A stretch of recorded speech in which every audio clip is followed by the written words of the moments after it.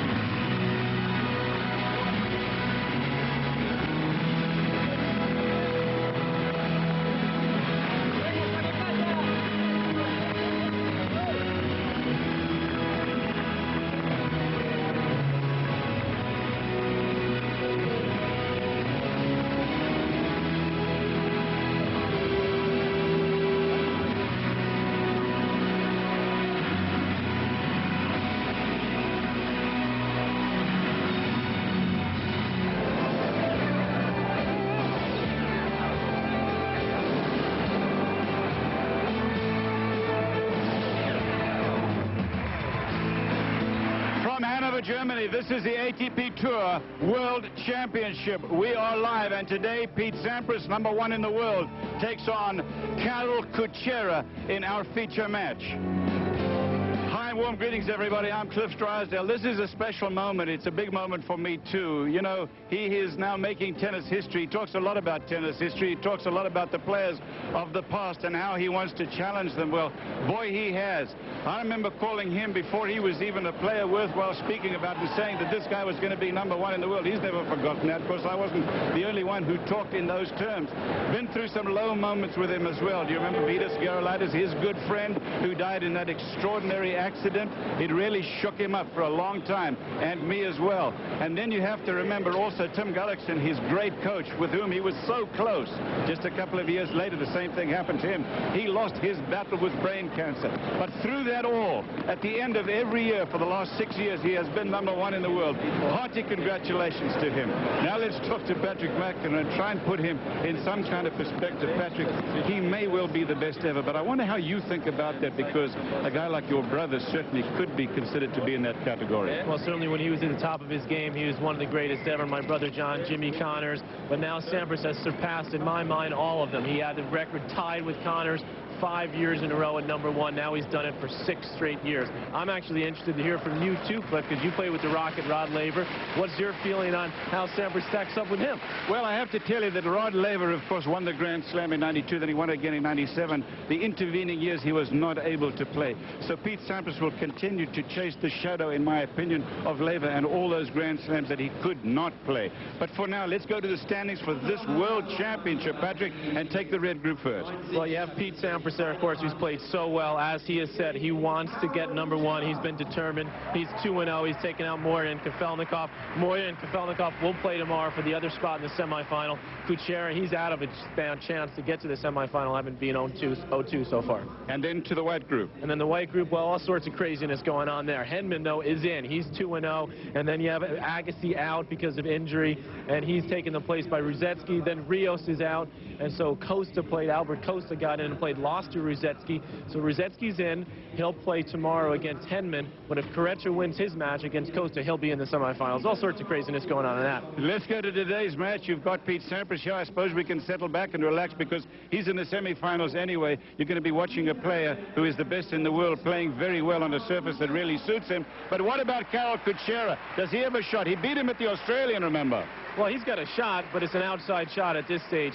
He's lost a couple tough 3-setters, actually, since he's been here, Kucera. I think he's a little bit tired. Sampras has had a couple easy matches.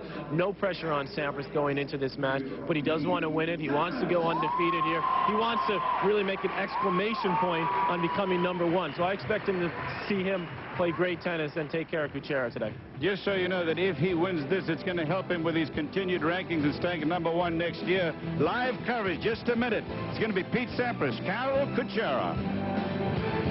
ESPN's live and exclusive coverage of the ATP Tour World Championships is brought to you by Mercedes-Benz. located on the web at mbusa.com. And by Spalding, the official racket of the ATP Tour. Welcome back, everybody. This is live coverage here with the world's #1, Pete Sampras, about to show his stuff again. He has shown it over the last 6 years. He's #1 again. This is Pete Sampras.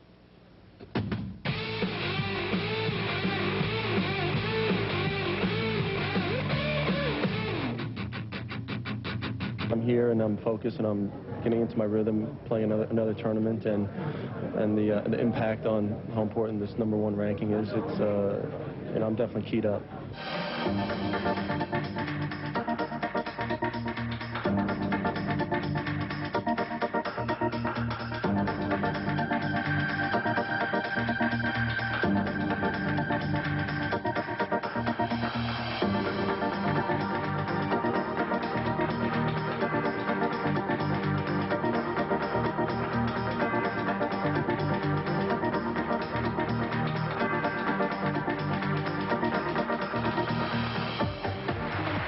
I'm the #1 player in the world for the rest of the year, and it's been great. I mean, the year has just gotten better and better.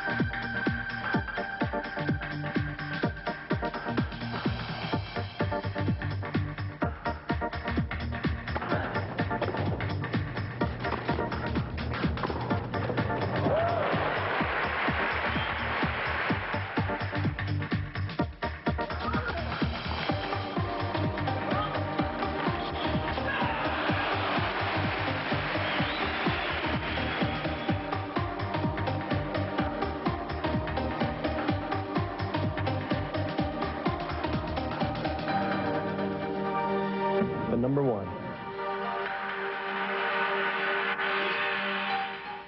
He has grown a little older, too. Those pictures of Andre Agassi with his long hair and then Sweet Pete with that little cut, that little shorter haircut. He has matured as a human being. He's matured as a player.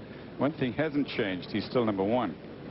Definitely not. We saw the titles. A lot of the titles that he's won. He's won 56 in his career. Just for you number freaks out there, Pete Sampras, 56 career titles, 11 Grand Slams, of course, just one behind the great Roy Emerson. Sampras closing in on that. That may be the last big goal now, but he has said, Cliff, all along that this may be the best record of them all, to be #1 6 straight years. No one's ever done that. He's been talking about it for a long time. Luke, you're interested in tennis history. What do you think? What do you think about Sampras and what he's done here? I just keep thinking of the guys who have tried to become #1 or have been #1 and fallen off. I think of guys like Michael Chang, who was 1 match away, who's playing Pete Sampras in the finals of the U.S. Open just a couple years ago, now has fallen off the pace. Guys like Andre Agassi. I mean, the pressure that it takes, the pressure that you have to play against when you're world #1, it's so immense. For him to do it 6 straight years is amazing. He was overtaken by Jim Courier. He was overtaken by Andre Agassi. He's been overtaken by Marcelo Rios. But at the end of every year, he's been standing alone. Does it take some of the pressure off him here, Patrick? I think it does, but I think he's such a champion and so determined to finish on a positive that he doesn't want to just say, okay, now I've got #1. I'm just going to go through the motion, so to speak, like some other players who might do that. Sampras. We shall remain nameless for now. At least for the second. We're accentuating the positive here. Rudy Berger in the chair.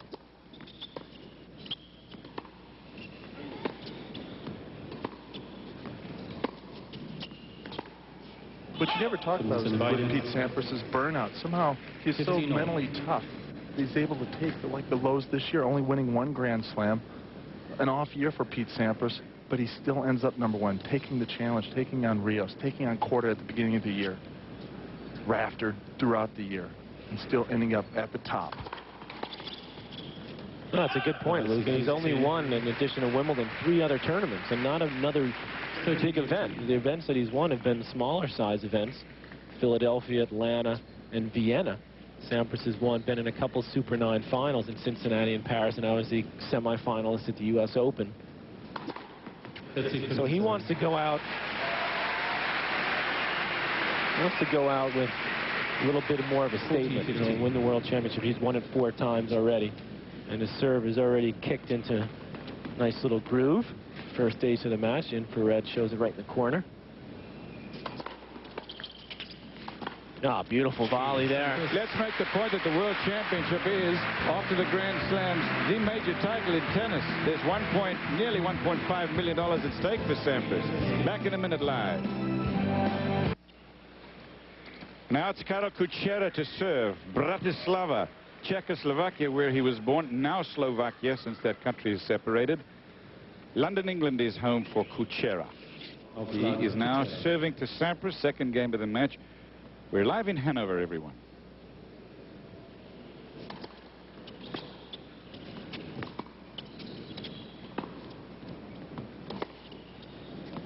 Happy Thanksgiving, by the way. We're thinking about the mashed potatoes, beef turkey, and all those am I good thinking things. about it? And I guess you're just about settling down now. Yep. A lot of gravy. You enjoy. Enjoy a little bit of history right here and watching what we think may be the greatest male player of all time, Cliff. And I think we'll maybe banter a little bit about that as this match goes on. Kucera's serve, which is probably the weakest part of his game, the second serve especially. He's improved his first serve a bit. And he played beautifully against Sampras at the Open. I remember at the Australian Open, I remember thinking, watching that match, he probably never played a better match. But you saw some very good matches from him, including his win over Andre Agassi at the U.S. Open in the latter stages of the year. And then he ended up losing to Sampras at the U.S. Open. But he's a beautiful shot maker and a great ground stroker. And maybe better than anything is how well he moves. And there's a bad double fault there from Kucera. He's played, as I mentioned, he's played 2 3-set matches, and I think he's a little bit sore, actually. I saw him in the training room, and he was having a few problems with his leg. 9 double faults against Kafelnikov last night.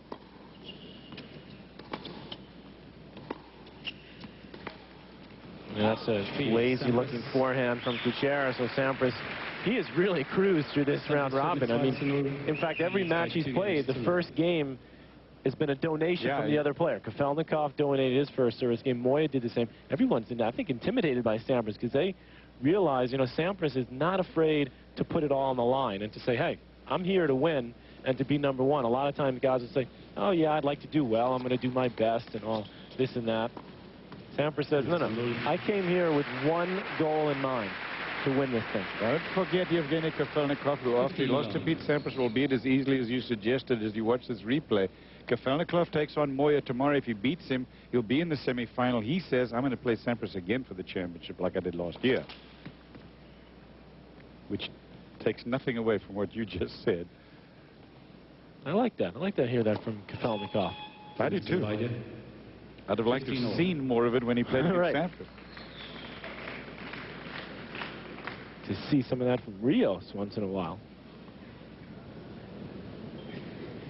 Pulled out of his match in the event today against Ruzetski, probably about a half hour before he was supposed to play. He injured his back against Tim Henman in the first match in their group. Henman winning that 5-1 over Rios.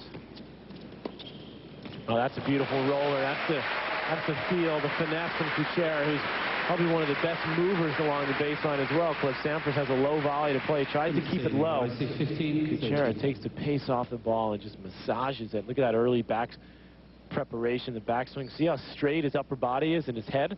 That's something that a lot of the Eastern European players really perfect, keeping that head very still. They don't take the big swings that a lot of the Spanish players or even some of the American players take, but they keep very balanced with their upper body. Well, you're talking about, as you say those words, I'm thinking to myself, big cat. That's right. Miloslav Mečer, who's been so successful a player, now coaches this Karol Kucera. Those mirror images of each other with the way they play from the baseline, the way they move, and also the way they have bad second serves.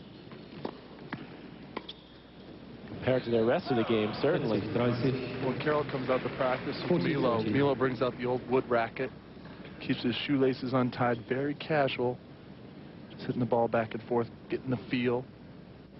You know, those guys have no trouble with the feel. Game point, Sampras. And there's ace number 2. No trouble with the feel, no trouble with the casual, either one of them, actually. Karol Kucera, sympathetic figure. So Sampras, 3 games to love.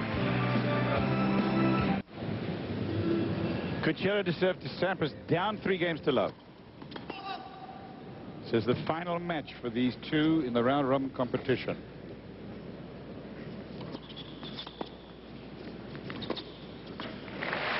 Maybe the final match, well, definitely is the final match with Kucera, but he may equal the record of his coach in being Cat Mečer, because the one year that he made, I believe, was 87. He was 0-3, which at that time was called the Masters.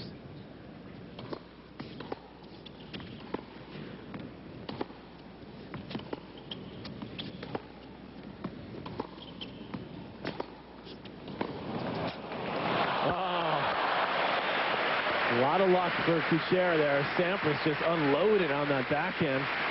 Kucera opened up the court nicely, but also opened up the angle for Sampras, and here's the result. Sampras really ripped that backhand. Sampras wanted to make sure he doesn't hurt himself in this match with the weekend looming. Actually, I bet he's not sorry that he gets a day off tomorrow. No, although, as you pointed out, he hasn't had a very tough week so far. No.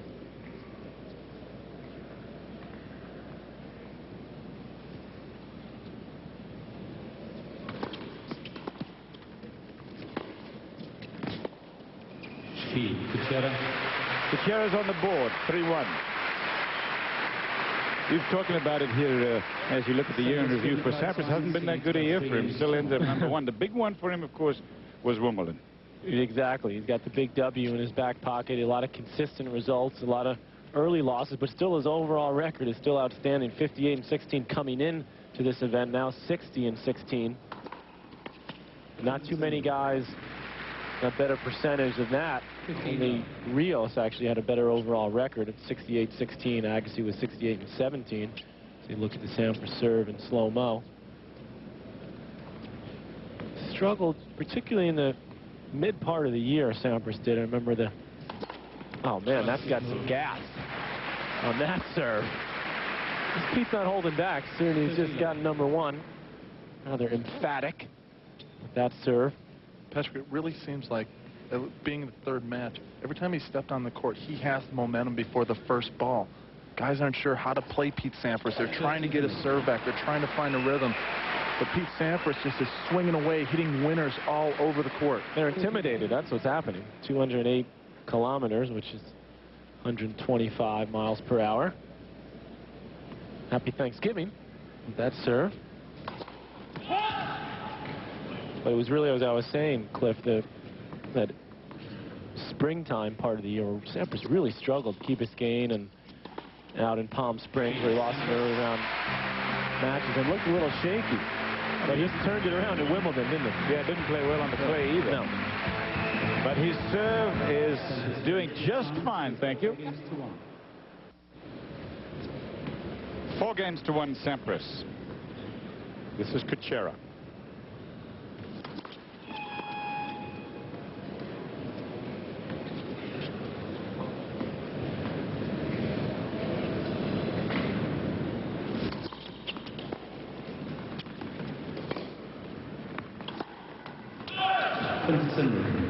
Well, Sampras himself says, Cliff, you know, the expectations on him so high, particularly in our country back home, that he feels like almost no matter what he does, it's not enough.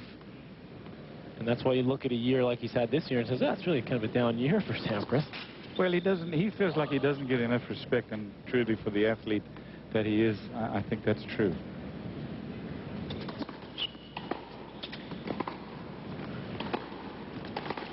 Oh, that's a great shot. That's what Kucera does so well, is handle pace.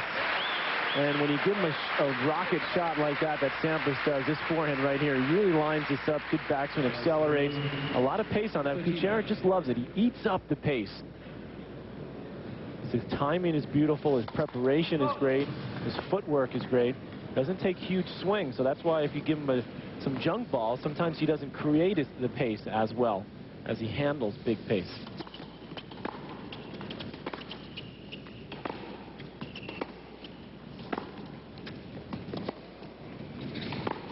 Oh, ooh, why? That was tight over there. Sampras stepping in and taking that ball early.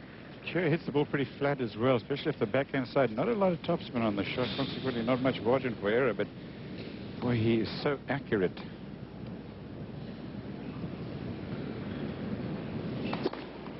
Kucera looking good on serve. It's 4 games to 2 now for Sampras. College football beginning with Thursday night game night presented by Coors Light, Mississippi and Mississippi State tonight, 7:30 p.m. Eastern Time. Mississippi State led by running back James Johnson. He's got a slightly pulled groin muscle. A questionable quarterback Wayne Matkin, and running back Deuce McAllister for Mississippi.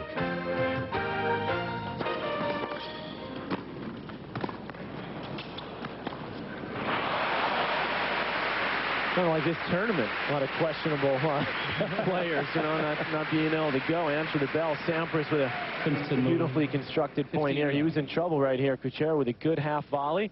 Pete waits, sees Kucera sneak towards the middle. Goes back up the line. 15 love. Look out.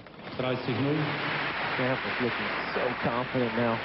Really quick, Patrick. It seems like from the first ball, he's on top of the net. He's looking to hit that forehand when he has the chance. He's all juiced up, isn't he? If you look at his serve from up above, he knows that he's got number one. I saw him just about a half hour before the match, congratulating him. He seemed very relaxed, very happy.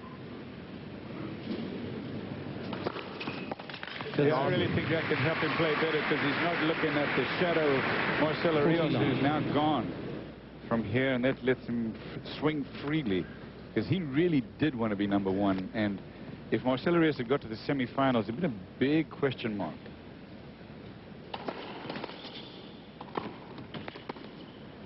There it is again. Kucera, just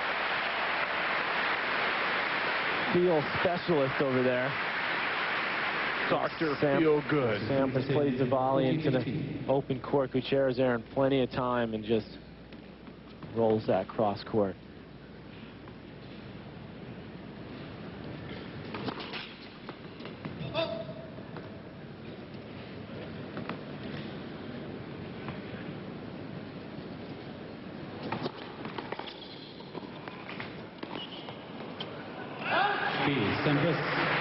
Sampras holds on this year-ending championship, the World Championship's important to these players, and Pete Sampras is treating it accordingly. He's ahead. 5 games to 2, Sampras. First set here is Kucera to serve.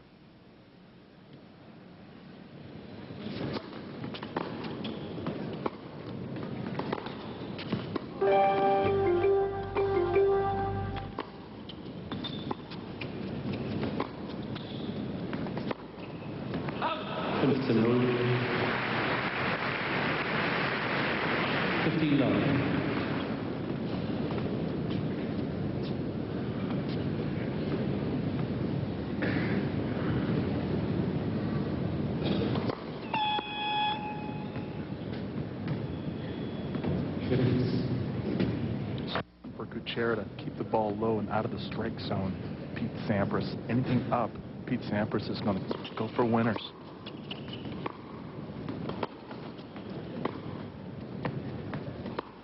There's another good example. That ball was just a little bit too low for Sampras to take off and hit it. He does anyway and pushes it long.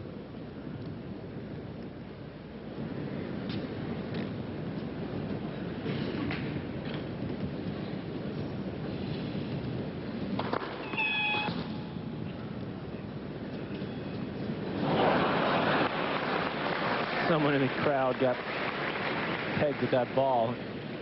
That went over the netting they have just behind the court. Kucera throws in his second double. No, Patrick, he double faults, Karol does. Because he doesn't throw that ball enough, a ball behind his head, get a good kick, good spin on the serve. It's more of a flat shot.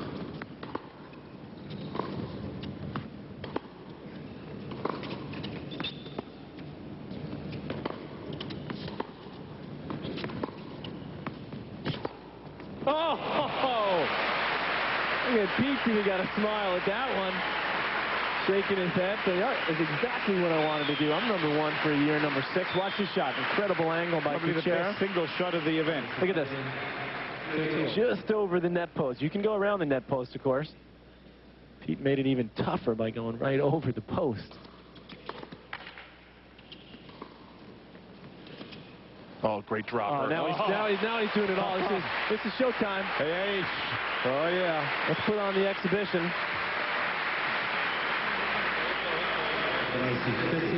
He said they're home there eating a little turkey. Let me show him something for real. Make sure a little special for the holiday. A little bit of a Michael Jordan in Pete Sampras. No, but Jordan always likes to save his best for Christmas Day, you know, yeah, delight everyone. Good, So no basketball this year, so Sampras is taking it into his own hands. That's right, and there's the first set for Sampras. He is the dominator, I guess. Oh, boy. Nice to watch. Winning first of Sampras for 6 games to 2. Amazing. He's played 3 guys in the top 10, and he's made them all look like just average Joes out there this week so far at the World Championship. Every first 22 set. minutes of play. Sorry, Luke. I'm saying, it seems like every first set is averaging 20 to 21 minutes.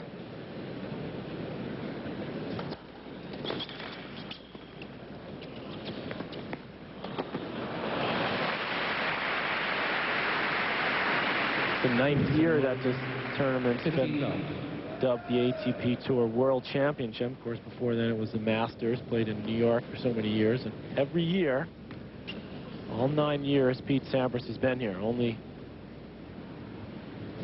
Lendl, Becker, and Connors have appeared at the year-end championships more times. Lendl 12 times and Becker and Connors 11 times. So we could still have some good arguments that, well, Connors did it for longer, and, you know, he's was in top 5 for longer. Sampras is, sure that's what he would say now. Oh, hello! Whoa. Hello! Let's see how high he gets with this one. This is just, a little smart. Is there anyone out there else other than Sampras? I mean, look, this is unbelievable. Does he play basketball? Yes, he does. How good is he? Because he gets some serious height. I'm not sure. I don't think he slams, but I know he has a good outside shot. Loves to pop the 3. Sampras. Sampras holds on. It's 1 game to love. Sampras. First set to Sampras. Happy Thanksgiving.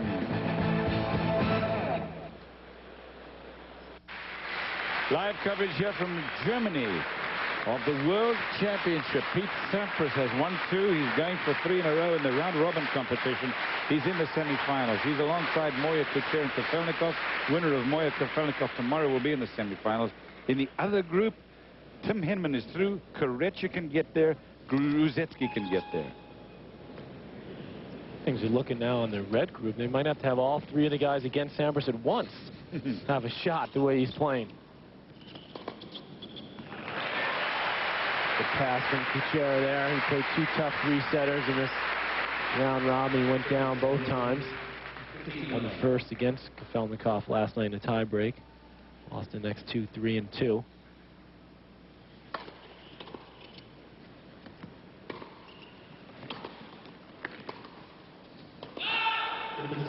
She played a couple of real competitive matches against Moya and Kafelnikov, Kucera, but all of them just outclassed so far this week by Pete Sampras.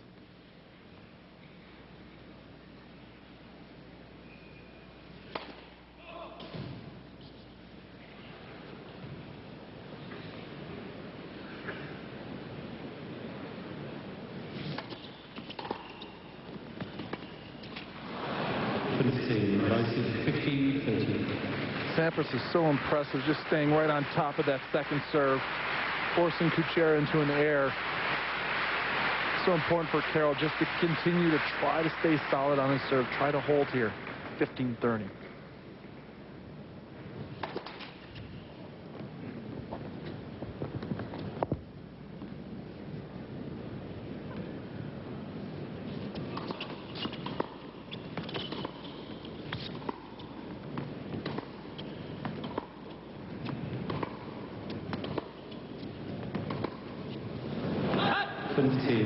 And again, Pete smartly changing the pace a little bit, knowing that Kucera doesn't like those loopy balls with not that much pace, forces the error. Even in the midst of this show that he's putting on, he's still able to remember that, oh yeah, I still want to win this match as quickly as I can and get out of here. Maybe he's got a turkey specially ordered waiting back at his hotel for him. Slovakian turkey. Well, that he's got right now. With lots of gravy. Double fault, and he's in serious trouble. 2 games to love. Sampras early break, second set just like he did in the first.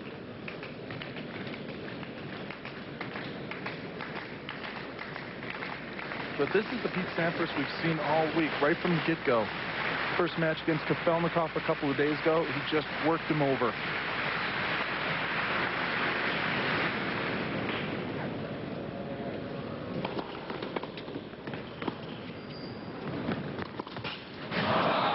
Now, even when Sampras hits a bad shot, Kucera can't capitalize.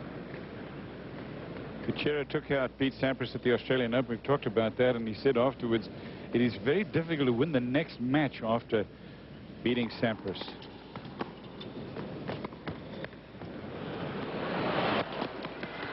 Through the rafters. Oh, jeez. What? Oh. What was that? I don't know. Pete's got to laugh about that. Kucera just dumped that overhead back, just patty caked it. Pete hustling even up 6-2, 2 love. 15-0. I think the boat's leaving back for Slovakia pretty soon. Could be parked outside.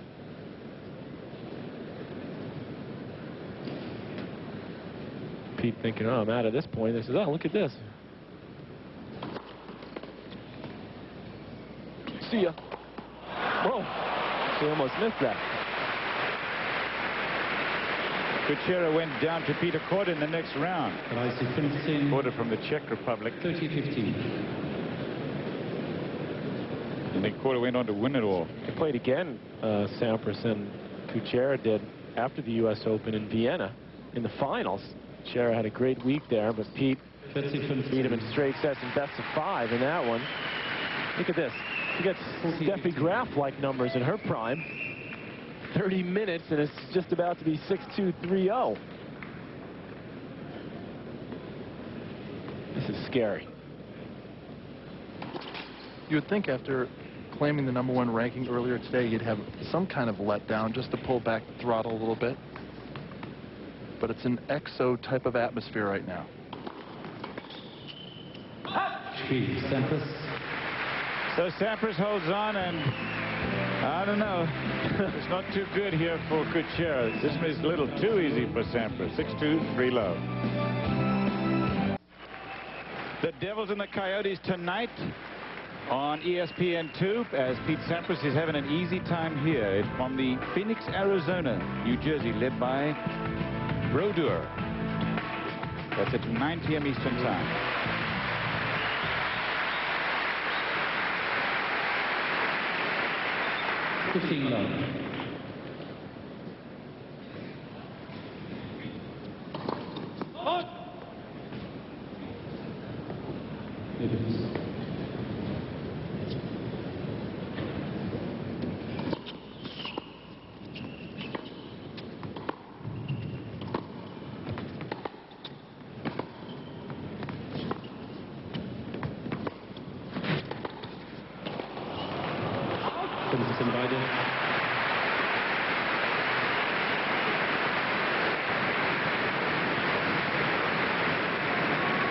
Kucera on the run here as he's been throughout this match.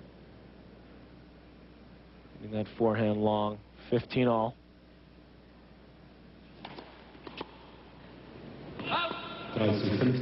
Roy Emerson has 12 Grand Slam singles titles. Borg, Laver, and Sampras have 11. Is there any doubt that Sampras is going to win at least another one to tie him? I would say that there's very little doubt that he's going to overtake him. Always bear in mind, and Sampras knows it, that Laver was out of Grand Slam tennis for 6.5 years when he was at his prime. So many differences now, aren't there? Because with the multiple surfaces, back when you guys played, Cliff, it was pretty much all grass and the one clay, of course, at Roland Garros. Exactly what it was. 3 grass, 1 clay.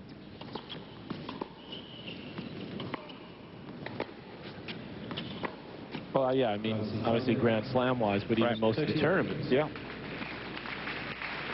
Certainly now there's much more depth, I think, overall in the men's game. But I think at the top of the tennis world, it's also a little bit different. You asked me at the top of the show about comparing Pete to, say, my brother or to Jimmy Connors. I think those guys had more great champions to go up against consistently. I think my brother John had, you know, when he first came up, he had Connors, then he had Borg.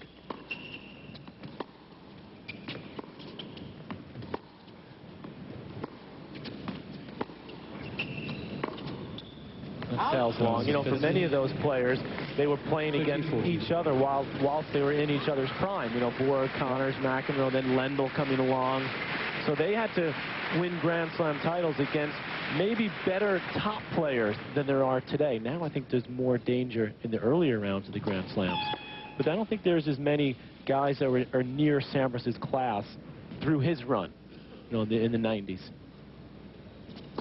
Well, it was a good sneaky second serve from Kucera. I think that's probably true, Patrick. Interesting trying to compare. I do think that on any given day, Sampras at his best would have beaten anybody else who's ever played. I think you're right.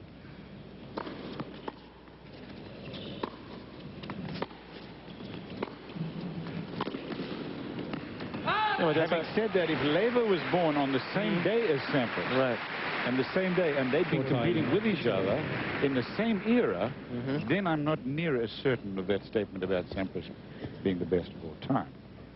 How much does the whole not winning the French Open for Pete Sampras, how much does that mix in? It counts.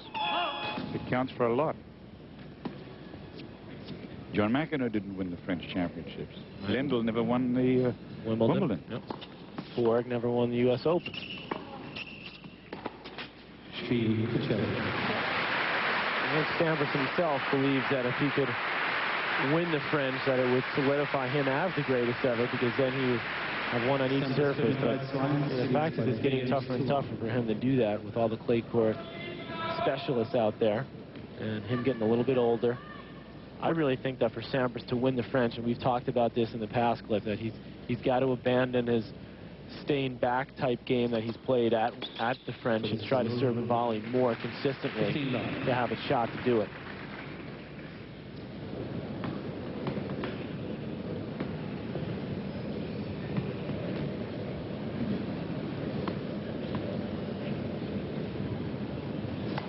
Well, I know there's a feeling on the tour that Pete Sampras does have the ability to play on the clay courts.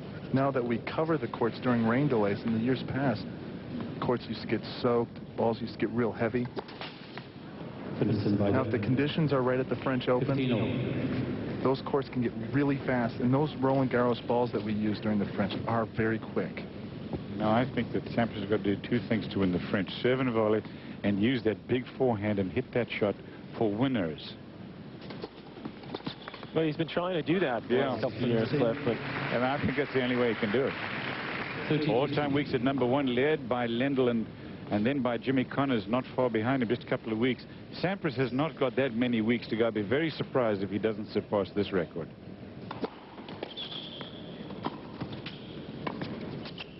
I don't know if he'll surpass one record, though, and that's Jimmy Connors in the top 10 for, you know how many years, Cliff? 16 years. That is unbelievable, longevity-wise.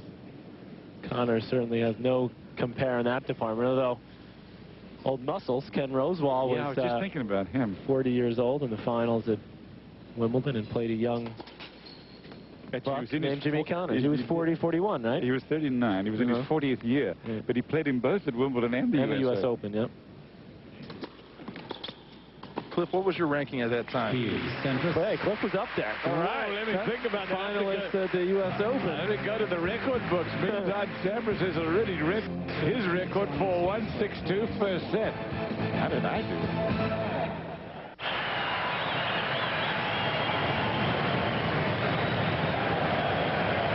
We're in Hanover, Germany at the Messerhalle. They have built this stadium, 13,000 seats, and they could put another one in this extraordinary building. I suppose they've got places like this in Atlanta, Las Vegas, Chicago, but I've never seen one single structure as big as this. The crowd are enjoying this a lot. They're enjoying the magnificent Pete Sampras, who's #1 again for this year. And this man, Karol Kucera.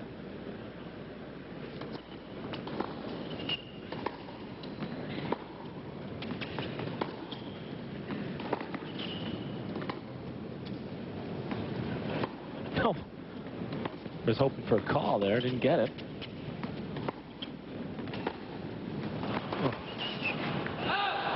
Showing that he beat Kucera even from the baseline. Kucera, just so you know, semi-finalist at the Australian, beating Sampras and Daniel Vacek, Sergio Bruguera, among others. And at the US Open, he took out Andre Agassi in the round of 16 and got to the quarterfinals in Vienna. He lost to Sampras in the final. He's had a good year. He's a top 10 player, but he looks like a novice tonight against Sampras's power. This is live. It is 8:20 p.m. in Germany. And this will be the 9th year, Cliff, that Sampras will be in the top 10. I talked about Connors for 16 years. Sampras was first finished a year in the top 10 in 1990 when he finished #5. Finished 6 in 91, 3 in 92. And then 93 is when he started the run he's on now at #1. The ball's just jumping off the Sampras racket, hitting the angles, hitting the shots down the line with fierce velocity, pushing the Slovak all over the court.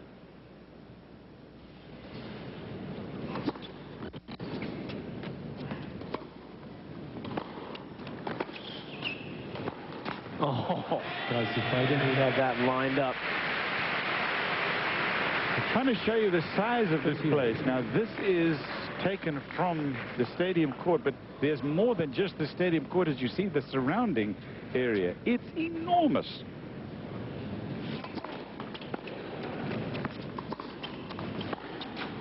And by the way, this is one of about 10 buildings. This place is going to host Expo 2000. 40-30. Game point could 4-1 Sampras. First set easily, 2 break, 6-2.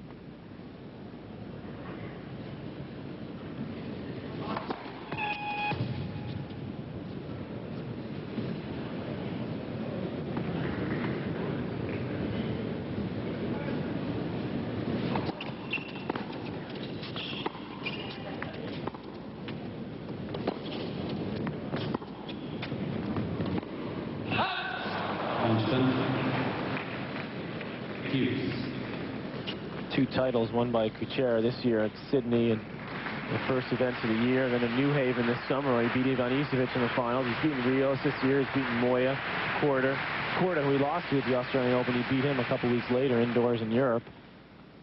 Of course, the win over Agassi was a huge one at the US Open. Remember that whole ball toss fiasco? Controversial, too. I mean, Agassi was roundly criticized for that.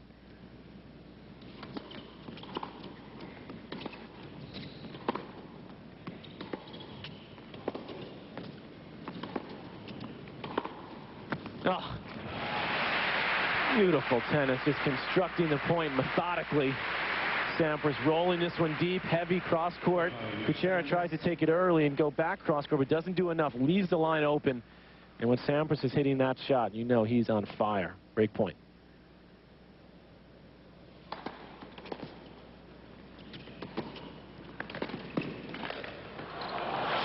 Sampras. Sampras gets the break. Guess how many unforced errors Sampras has made? I'll tell you after I promote tomorrow morning. Hope you could join us, 8 a.m. ESPN2. Moya and Kafelnikov. It's simple. The winner of that match will be in the semi-final of the World Championships on Saturday. Moya, Kafelnikov, plenty at stake. That's ESPN2, 8 a.m. live here from Hanover, Germany. Unforced errors for Sampras, 13 for the match, 6 for this, more than balanced by 20 winners for the match. It's great stuff. I mean, those are tremendous statistics. Unforced errors, 16 against 10 winners for the Slovakians. 15 wanted to do another one of his patented sky slam dunks there, but I don't let the ball go. So he says I better save a little energy. He's even had a little smile there. He looked over at Paul Anacone in the corner. I thought you were going to do another one there, Pete. It's time for Karol to start stalling. He's got to lose in over an hour. He's got 16 minutes to go. Got a lot of stalling to do then. Okay, pull a 3-minute injury timeout. Oh, yes. Too good. I can only say that if you enjoy watching tennis, this is about as good as tennis can be played. This is a clinic right here. Everything's in perfect sync. Ball toss right up over his head. Gets in, knifes the volley cross court, keeps it low, covers the line, stretches out, blocks the volley into the open court. Arthur Ashe used to call it the zone, and Pete Sampras knows all about the zone. Been in it all week.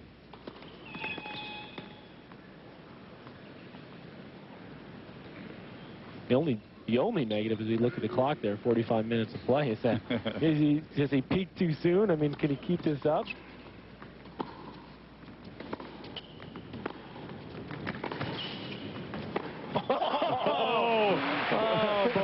You said the stepping off like numbers earlier. Oh my goodness! Look at Pete knows. He says, I never try that. And you need to roll that. We got to see this one and feel the pain. Oh my goodness! They're going to give us a replay on that because it's match point. All right, let's watch the match point. Wait, hold on. Oh, boy, he nearly gave us a jump on a forehand. He was so excited. He must have enjoyed that. Oh, I enjoyed that. That was just too much right there. I don't know what to say, Cliff. I mean, Sampras acknowledging the crowd who has so much respect for him after all he's done in his career and all the great matches he's had with Becker here, the heavyweight-like fights that they've gone through. And so far, the guys he's gone up against have been lightweights compared to what Pete's been putting out there this week. Meanwhile, poor Karol Kucera says, thank you very much. Let me get out of here, take a shower, and head back to Bratislava. What do you think, Luke? Well, it's just an amazing accomplishment for Pete Sampras to be there 6 years in a row and to top it off with a 2-1 smoking tonight. Let's not count everybody else in this tournament out, folks. Why not? Robin Why not? competition is Let's count over them out. There's a semi-final on Saturday. Oh, okay. There's a final on Sunday. Kafelnikov says he's going to see Sampras and has a meeting with him on Sunday. He'll have to prove that tomorrow because he's still got one more match in the round robin to win to make that true. Back in a minute. Live coverage here in Hanover, World Championship, everyone. And Pete Sampras made it look easy, too easy. 6-2, 6-1. Karol Kucera, a hapless participant today, had no chance, unlike in Australia where he took him out. Sampras has beaten him 3 times since then. Sampras now unbeaten in his division. He beat Carlos Moya easily 3-3, and then he beat Kafelnikov 2-4 as you look at the red group. Moya, on the other hand, against Sampras, went down 3-3, but he had a win over Kucera, so if he beats Kafelnikov, he will be in the semi-final. Kucera is going to leave here with a handshake and a check for $85,000 for showing Kafelnikov. If he beats Moya, he'll be okay. In the white group, it's Marcelo Rios, Albert Costa. Rios is gone. Costa's taken his place. He had a loss today. Agassi, Ruzetsky. In one section, Ruzetsky's taken Agassi's place. But Ruzetsky has had a win. He could have a win. In fact, he could make it. And then you've got Alex Kucera and Tim Henman. By the way, they played this morning. If you didn't see that match, I want you to stick around because it was great stuff. Both healthy, both tried beautifully. It was a great match. And again, we will see some of it. But we're waiting to talk to Pete Sampras. Maybe a little while. Stay with us, everybody. We're live in Hanover. Glad you could join us. Happy Thanksgiving. Pete Sampras looking very strong, a big winner in his division, so he'll end up being #1 in his division. In the other section, Tim Henman has won 2 matches. He could still end up #1, probably will, but he is going to take on his countryman Greg Rusedski. If he loses that, then there's a possibility for one of the other two, Rusedski or Kucera, to end up being #1 in his division. Patrick and Luca with me. How you doing, guys? And what do you think now with this Pete Sampras' effort today? It's all over. Happy birthday, happy Thanksgiving, happy #1 to him. Well, it definitely has. It's not all over as far as it goes, you know, for the rest of this week, but it is all over for Sampras being #1, of course. Pete looking so strong. Paul Anacone came right by me and said, hey, any letdown? You know, he said, much of a letdown, right? Luke's here with me, just coming up from the court.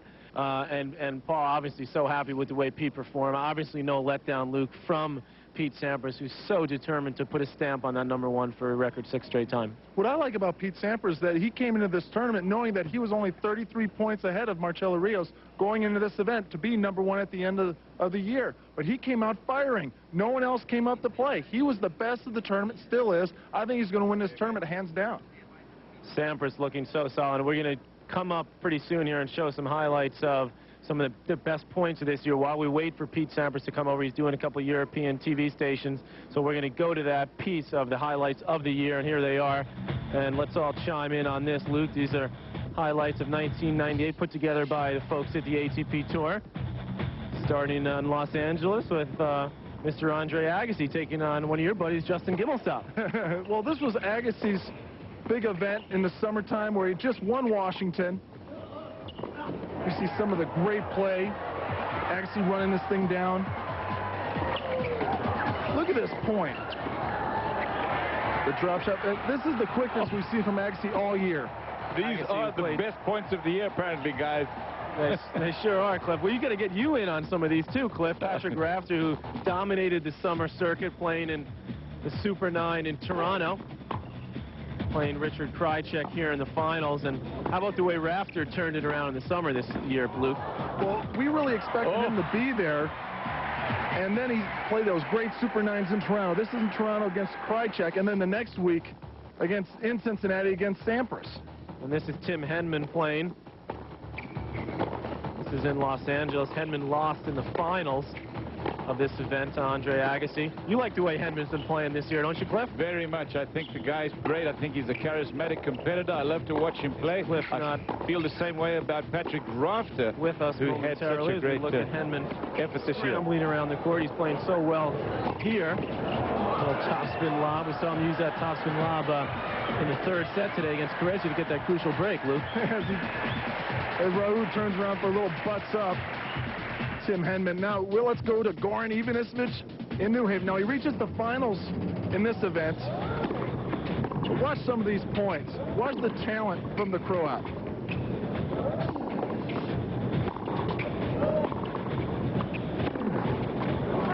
is Ivanisevic against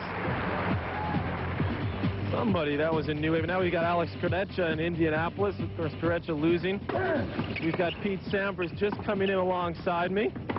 Pete, tell us a little bit about it. We're showing a couple highlights here. We're going to stop this because we got you here with so much more to talk about. But what about these highlights? Forget the highlights for now. We've got the man here, Pete Sampras. Pete, tremendous job. Paul Anacone came right by after the match. He said, some letdown, huh? It wasn't much of a letdown. You know, it was an interesting day for me, you know, with the #1 clinch today and Thanksgiving back home. And, you know, I really had a good time tonight. You know, it wasn't a live match. I was already into the semis, and I went out and had some fun, and I was loose, and I played really well. You know, hope I can maintain this over the weekend. How does it feel? I mean, now that you've got #1, you put so much into it this year, the end of the year. You really dedicated yourself, spending 6 weeks over, coming back again for the World Championships. What's it feel like now? It feels like it's all worth it. You know, I really have sacrificed a lot in my life to you know, do what I do, and to be on top and to stay on top is so difficult. And I did put a lot of pressure on myself, almost too much. You know, I'm thinking about it all the time. I'm almost kind of consumed with you know, with the race, and to get it and to have it. You know, and I put a lot of, like you said, I was over here for 6-7 weeks, and you know, you have to work hard. You know, you have to prepare, and I've done that over my career. And this is something, this record, I mean, because I knew deep down that this is something that is so difficult to do. You know, I really don't see many guys, you know, breaking this. You know, I mean, it's not easy. I don't think so. You know, and that's why it was either now or never. That was kind of my attitude. You know, it's my only shot to break the record, and I'm glad I did it. Before we talk about the weekend, which of course obviously now we still have the rest of the tournament to play, and you obviously hoping that you haven't peaked too soon, what do you look for now as far as goals to set? I mean, we've been talking the whole time during the match about, you know, what records you can now chase. Can you break the Grand Slam record? What's going to motivate you now next year? Well, it is the Grand Slam record, and you know, I'll have a little bit of time off end of the year, and Australia comes around in January. And that's really my next goal. You know, I take it kind of one step at a time, that same old cliche, and hopefully I can stay on top. You know, these guys are getting younger, and I'm getting a little bit older, and you know, and it's, you know, I put a lot into this game. You know, I really, you know, it's in order to stay number one, you really have to want to be there. You know, a lot of people say I want to be number one, but it really, you have to, you know, put a lot of dedication into what you do, and I've done that, and you know, because I got the rest of my life to do whatever I want, and I can look back at my career and feel good about it. The way you came out this week, I mean, each match you played 3 guys in the top 10. You made them all look like beginners, basically. I mean, the way you play, I've seen you play so much this year when you've struggled a little bit. But this week, you just seems from the first ball, you've been hitting the ball so well and playing with so much confidence, maybe more than at any time during the year. Yeah, I mean, my game's clicking quite a bit. The key thing for me is mentally. You know, I was here for 6 weeks. I lost really in Stockholm. I went home. I spent some time with my family and my girlfriend. I just relaxed for about 4 or 5 days and really came here very focused and very fresh. And when I'm fresh, you know, I can every now and again play like this. And every now and again over the last 10 years. So, yeah, and for me, it's mental. I mean, if I'm, you know, I want it, I'm going to do whatever it takes. And obviously this week, I'm not guaranteeing a win this weekend, but the way I'm playing right now, hopefully I can maintain this. So you don't think you peaked too soon? As far as this week goes? Well, I mean, I have a day off tomorrow, which is nice. You know, I can't play like this every day. I mean, it's almost, I've been almost playing too well. And tomorrow I'll have a nice day off. Everything will kind of cool down a little bit. Spend a little time outside here in the freezing cold. And, you know, hopefully by Saturday I'll be back and ready to go. Anyone you look for particularly that worries you at this point coming into semis? I mean, Ruzetsky now with a chance, but if Kucera wins, he'll be in the semis. Kafelnikov, after you gave him the beating, said, you know, I expect to see Pete in the final. Do you expect to see him there? He's making a lot of predictions, isn't he? I mean, you know, Ruzetsky's the one guy that's dangerous. I mean, when he gets a serve going, I mean, you saw what he did to me in Paris. I mean, he served me off the court. But Kucera's got a good shot at winning tomorrow. I'll probably play him. But you have to look to the finals is not smart. You know, you gotta get ready for Saturday. Pete, great job. Well done. It was a pleasure to watch tonight. A lot of fun. I mean, you gave us a nice couple exhibition shots, too. Thank you. Send it back over to our man, Cliff Drysdale. Cliff? Thank you, my man Patrick McEnroe. Kucera and Hinman played this morning. They're both extremely fit. They really wanted it badly, and it was a good match. Stay with us, everybody. More in a minute.